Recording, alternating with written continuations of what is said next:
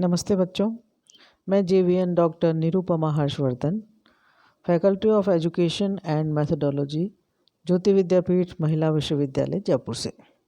बच्चों, मैं आपको बिहारी के दोहे पढ़ा रही हूँ।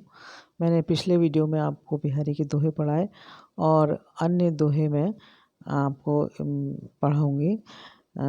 तो आइए पढ़ते हैं हम बिहारी का एक और दोहा।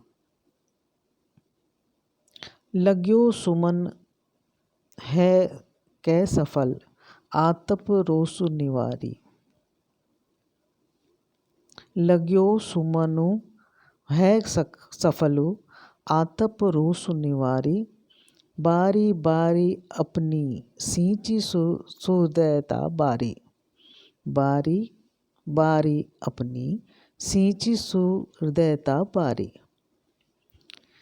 यानी कि बिहारी जी इस दोहे में एक नायक नायिका को पत्र के माध्यम से संतोष और धैर्य की बात बताते हैं कि एक नायक नायिका को पत्र के माध्यम से कहता है कि भाई तुम्हें संतोष और धैर्य रखना चाहिए।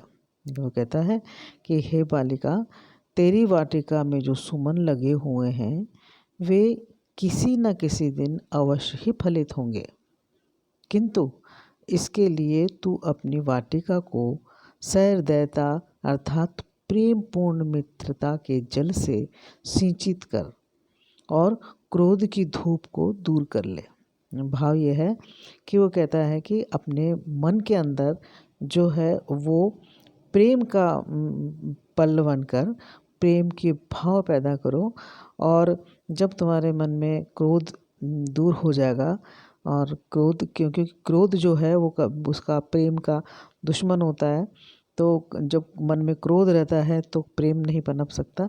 तो ये कहता है कि जब तुम्हारे मन से क्रोध निकल जाएगा और तुम जब अपने मन में प्रेम के भाव का विस्तार करोगे तो तुम्हारे हृदय में निश्चित ही एक अच्छे भाव पैदा होंगे और उसमें तुम्हारे हृदय रूपी वाटिका में पुष्प पल्लवित होंगे। लेकिन उसके लिए पहला जो आवश्यक बात है वो यही है कि इसको तुमको अपने क्रोध रूपी धूप को अपने हृदय से दूर करना होगा, और तभी जो है प्रेम के पुष्प विकसित हो सकेंगे। रत्नाकर जी ने इस दोहे के दो अर्थ लिए हैं। इसका कारण उन्होंने बारी सुमन के अंतर्गत श्लेष अलंकार को माना है। वो लिखते हैं कि भाई नायक पहला तो वो कहते हैं कि नायक कहता है कि हे नायिका, तेरी वाटिका में जो पौधे लगे हुए हैं अब उनमें सफलता के पुष्प शीघ्र ही लगेंगे, क्योंकि उनमें प्रेम रूपी पुष्प विकसित हो गया है। क्योंकि जब प्रेम आ जाता है, जब मन में प्रेम आता है, प्रेम का भाव आता है इंसान के अंदर, तो वो एक इंसान को अच्छे भाव पैदा करता है इंसान के अंदर। और इसीलिए वो कहते हैं कि जो तेरे वाटिका में पौधे लगे हुए हैं अब उनमें सफलता के पुष्प शीघ्र ही लगेंगे, क्योंकि उनमें प्रेम रूपी पुष्प विकसित हो गया है।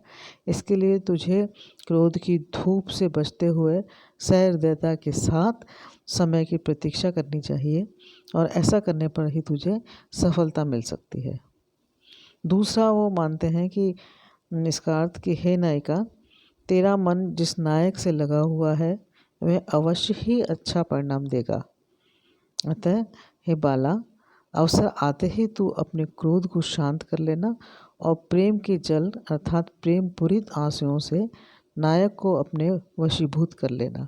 तो कहने का तात्पर्य यही है कि जो क्रोध है वो इंसान के सभी काम बिगाड़ देता है, और जब मन में क्रोध के भाव होते हैं तो कभी भी किसी व्यक्ति के प्रति प्रेम के भाव पैदा ही नहीं हो सकते।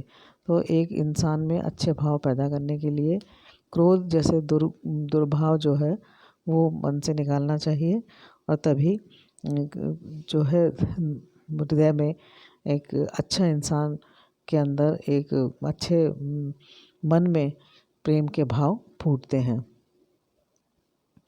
इस दोहे में रूपक और यमक अलंकारों का प्रयोग किया गया है, और श्लेष भी इस दोहे में आया है। जैसे कि वह सुमन बारी और फल में इनमें श्लेष अलंकार की छटा है। तो बिहारी जी का ये दोहा बहुत सुंदर है और इसमें प्रेम की बहुत सुंदर व्याख्या की गई है। तो बच्चों, ये जो सेशन था हमारे ज्योति विद्यापीठ के डिजिटल वर्जन 2.0 से हो रहा था और मुझे विश्वास है कि आपको ये बिहारी जी का दोहा समझ में आया होगा। यदि आपकी कोई जिज्ञासा है, आप और इसके बारे में जानकारी लेना चाहते हैं, तो मुझे कमेंट बॉक्स में कमेंट कर सकती हैं, मैं उसका उत्तर दूंगी। शेष अगला दोहा मैं आपको अगले वीडियो में बताऊंगी। नमस्कार।